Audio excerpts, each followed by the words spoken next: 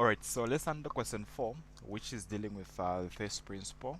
So I've already explained what the first principle is. So the first principle is the case where they want you to build your derivatives from the very definition of the gradient, where we know the gradient is a change in y over change in x.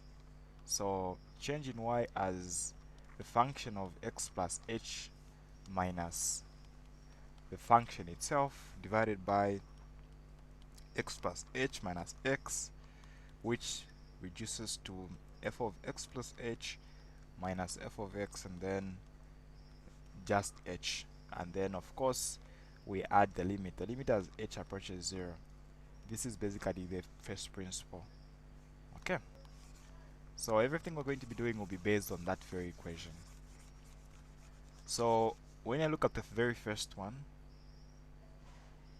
3x squared, they want me to determine the derivative, find the derivatives in terms of x. So we already know that the derivative there is of course going to be 6x. Now how do we show that using the first principle?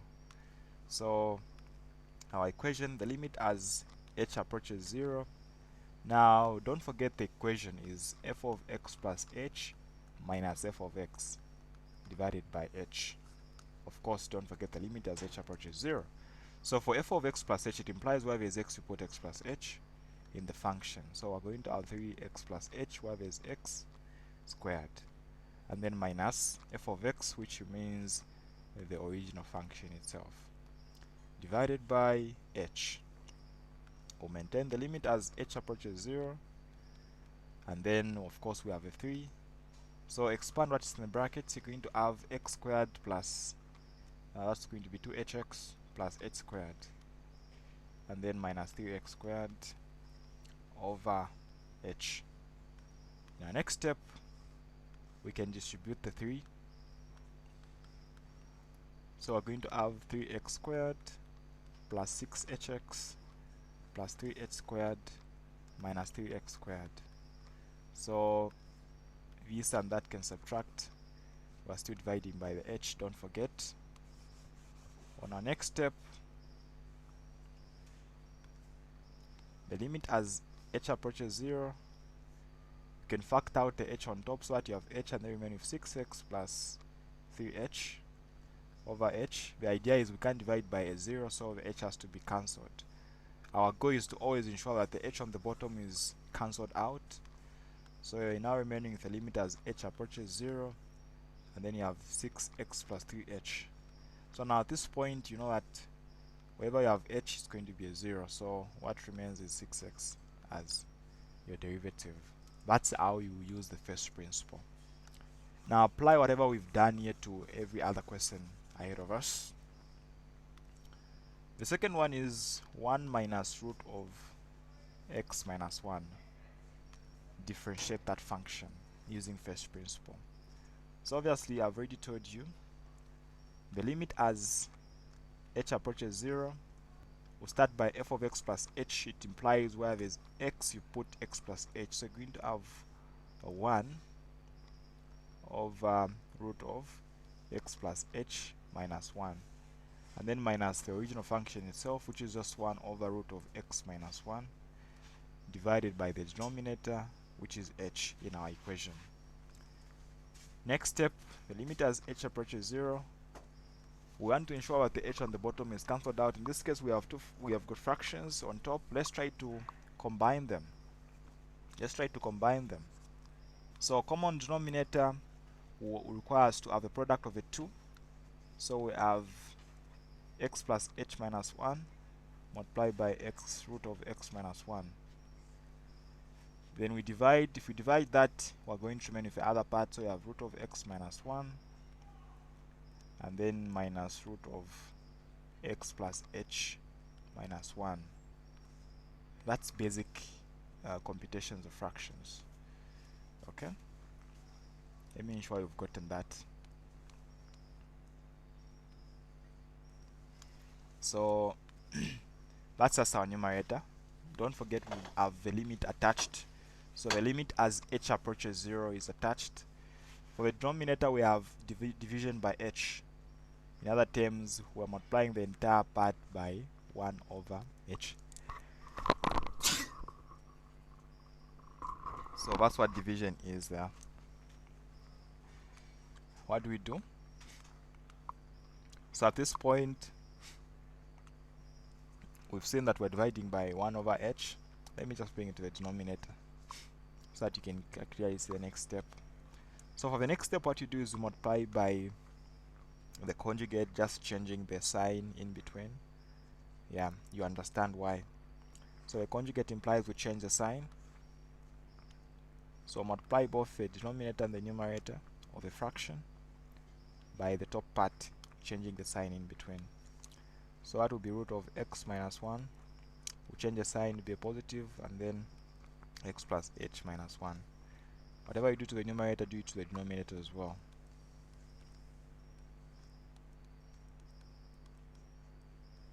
Okay. Now that is going to be a very important step, and I want you to be very familiar to this, because this is going to be very useful to even the other questions that follow. So what you do here is, when you apply this by that, the square root will disappear. You're going to remain with x minus 1. Then this times that as well to be minus, and then the square root will disappear. So x plus h minus 1 will remain. Okay. For the denominator, we will not expand anything because we don't expect anything to cancel out. So we maintain them as they are. In the brackets, we have root of x plus h minus 1 multiplied by root of x minus 1 in brackets. And then we're multiplying with this part. I'll put it in brackets as well. Root of x minus 1 plus root of x plus h minus 1 in brackets. Okay.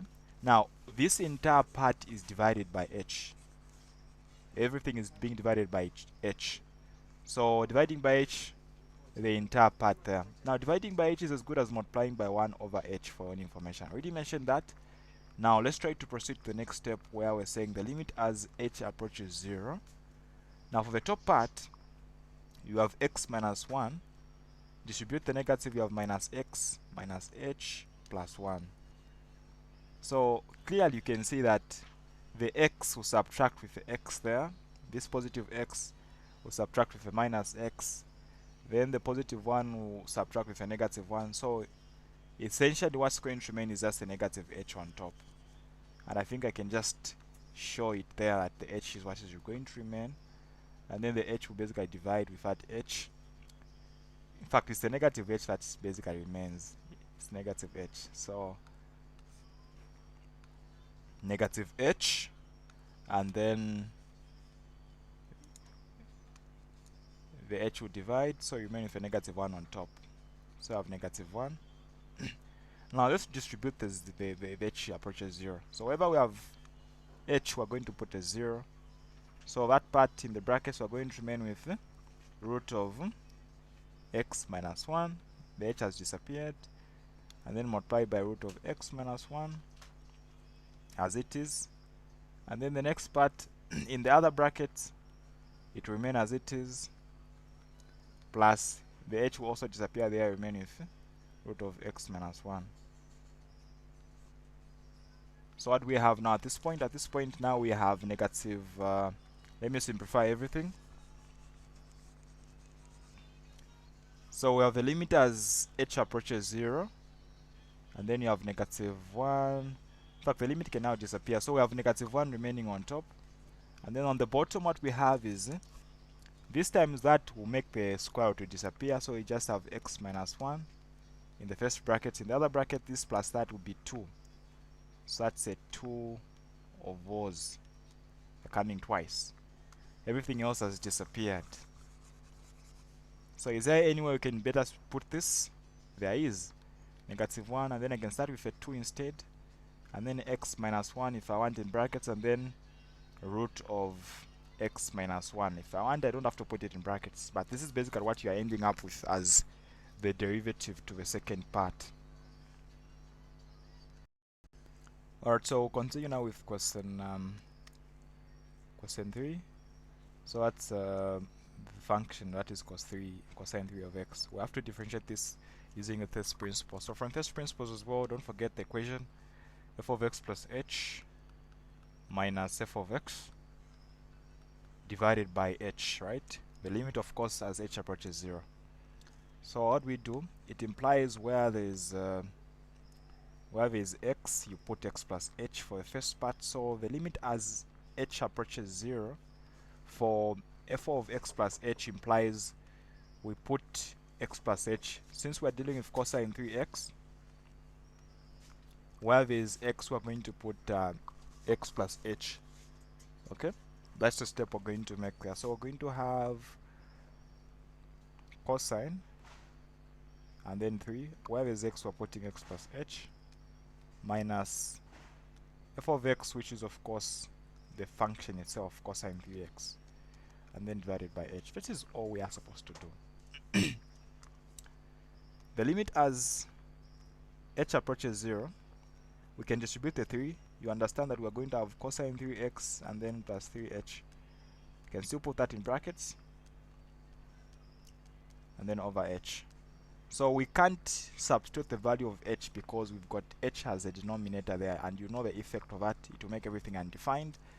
So let's try to expand using our trigonometry. We know our trigonometry at this point. So whenever we've got cosine, I call cosine to be selfish.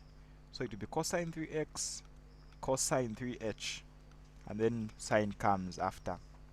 So I have sine 3x, sine 3h, and then minus the cosine 3x there over h. Okay, we're getting there.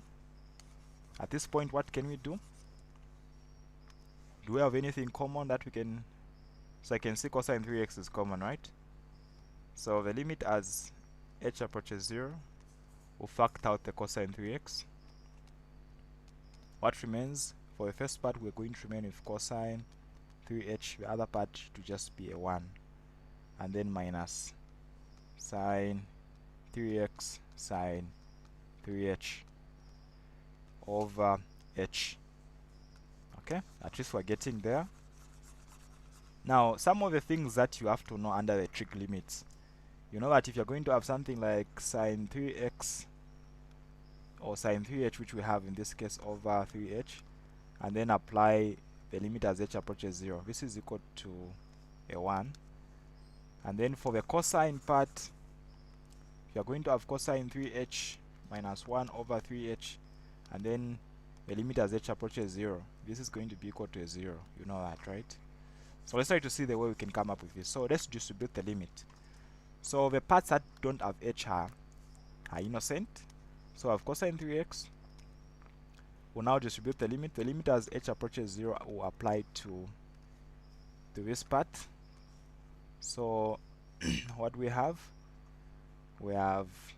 cosine 3h minus 1. So as a smart student, divide everything by h. So if you divide everything by h at this point, this part will be over h, even that part will be over h. So therefore that h can apply here, and then minus what we have sine 3x, and then we distribute the limit to the other part. The limit as h approaches 0 to what? So that will be sine 3h over h. So now you know that you can't, the identities we have only applies if this and that, if those ones are matching. So we have to multiply both the numerator and the denominator by the 3 for that to work. So here we'll distribute the 3. So we'll have a 3 on top there, even there a 3. So on the bottom as well we'll have 3's. So what does that mean? So this part is going to be equal to a 0. That's an identity. That part will be equal to a 1. So the first part is going to be eliminated because of a 0. Then the other part you're going to remain with negative 3 sine 3x. Okay, so that's the derivative we're going to have. And that's basically true. Derivative of cosine, it's negative sine multiplied by the derivative of what is attached there. It's a 3. So negative 3 sine 3x is the result we have.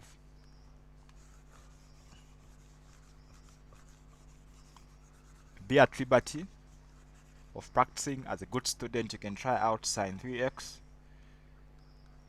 You know obviously that the derivative there is going to be cosine 3x 3. So make sure you get that using the first principle. Okay.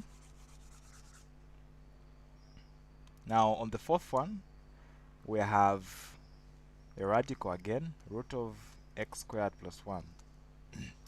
So f of x plus h, so let's don't forget our formula. The limit as h approaches 0, so root of x plus h squared plus 1 minus root of x squared plus 1 over h. So all we have is we just distributed in the function. Don't forget our function or our equation, f of x plus h minus f of x divided by h. Don't forget the limit as h approaches 0. So this one is simple and straightforward. You can't distribute h is equal to 0 because it's going to make it undefined. So we'll multiply by the conjugate. So that step I'll omit it. So you know that when you're multiplying by the conjugate, it implies to change the sign in between. So for the numerator, you know that what's going to disappear will be the square root. So we are going to remain with x plus h squared plus 1 and then minus x squared plus 1 over h. Now at this point it implies we had multiplied by the conjugate of the top part, which implied the square root of x plus h squared plus 1, changing the sign in between, and then that is x squared plus 1. Okay, so let's expand that. So that's going to be x squared plus hx plus h squared plus a 1. We'll distribute the negative for the other part, it will be minus x squared minus 1. Let's identify what's cancelling out. That and that are subtracting. The negative 1 and the positive 1 are also going. What's remaining is hx plus h squared. I can put it there. So h squared plus hx. We can factor out the h. You factor out the h, you're going to remain with x plus h. So these can divide. So our goal is to remove the h from the denominator. So at this point, distribute the h is equal to 0 now. So 0 have is h. What's remaining? So let's try to identify what will remain. So the limit as h approaches 0. For the top part, you remain with x. For the top part, you remain with x over. On the bottom, the h will go, so you remain with x squared. So root of x squared plus a 1 plus root of x squared plus a 1. So eventually, you have x over 2 of these being the derivative. Alright?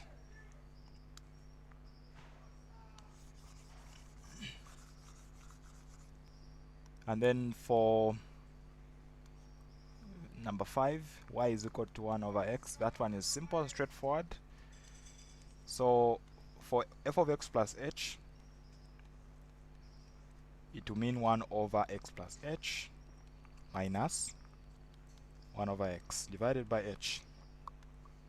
For the fractions, common denominator is x plus h multiplied by x. So if you divide by x plus h, you're going to remain with x. If you divide by x, you're going to remain with x plus h as well. So don't forget the limit as h approaches 0. And then don't forget you're dividing by h as well. So here we're dividing by h. So equally you're dividing by h. Dividing by h, of course, I did emphasize it's as good as multiplying by 1 over h. The limit as h approaches 0. For the top part, if you distribute the negative, you end up with x minus h, remaining with only a negative h on top. And then on the bottom, you have x multiplying by x plus h. Okay? Now don't forget we are multiplying by 1 over h the entire equation. So h can basically now divide. we are always avoiding dividing by a 0, so that's why this h is always supposed to cancel out. So now at this point, what's remaining is the limit as h approaches 0. You have -1 on top over x and then x plus h. So where there's h now, you can put a 0. So you remain with -1 over x and then x plus 0. So that will just be -1 over x squared. Okay. And that's basically true. That's basically true if you know how to differentiate 1 over x. 1 over x is as good as x to the power -1. So if you're going to differentiate it, that's going to be -1 multiplied by the x. You reduce the power by 1 to become -2. So you have -1 over x to the power 2.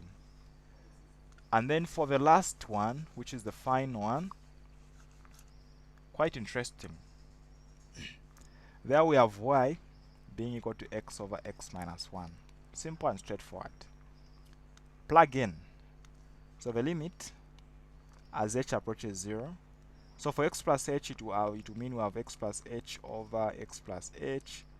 So where there's x, I've just put x plus h. Now minus the original one, which is x over x minus 1, divided by the h. That's what we have at that point. And so, of course, all the same, common denominator. So common denominator is, of course, x plus h minus 1 and then x minus 1. That's the common denominator. Let me just move it a bit down. And then as you begin multiplying now, you notice that for the first one, if you divide that into this, you remain with x minus 1. So it will be x plus h, which is already there, multiplied by the x minus 1, and then minus the x, which is already there. If you divide that into this again, you remain with now the other part, x plus h minus a 1. Okay, we're getting a step closer. Don't forget we're dividing by h the entire part, so that's as good as multiplying by 1 over h. Are we any step closer? Let's try to simplify what we have. The limit as h approaches 0. So far we've seen that the conjugate multiplication only deals with the radicals, right? Everything else is just working out smoothly. Fractions, just simplify them as you would. So let's try to multiply that. For this fraction, for what? X times x is x squared plus hx, and then that's minus x, and then minus h, is it? And then for the other part, distribute the negative x. So I have negative x squared, negative hx, and then positive x over the denominator remains as it is. We don't like tampering with it. Okay, so that we maintain the 1 over h as it is. So our goal is to ensure that on top we remain with h and somehow cancel the one that is out there. So the limit as h approaches 0. Right? So let's cancel out what's common. X squared will cancel, minus hx plus hx, positive x and negative x. What remains is negative h on top, and then on the bottom we have x plus h minus 1, x minus 1, and then 1 over h. So that can also go away. What remains at this point is the limit as h approaches 0, and then negative 1 over x plus h minus 1, and then x minus 1. So while there's h, we're going to put a 0, and so that will disappear. You have negative 1 remaining over x minus 1 coming twice, so that would mean to be x minus 1 to the power 2. Okay, so I believe if everything, if all computations are okay, this is the derivative for that other one. But of course you can try it by using the quotient rule. to verify all our solutions. Okay, so this is where we end with question 4. All right.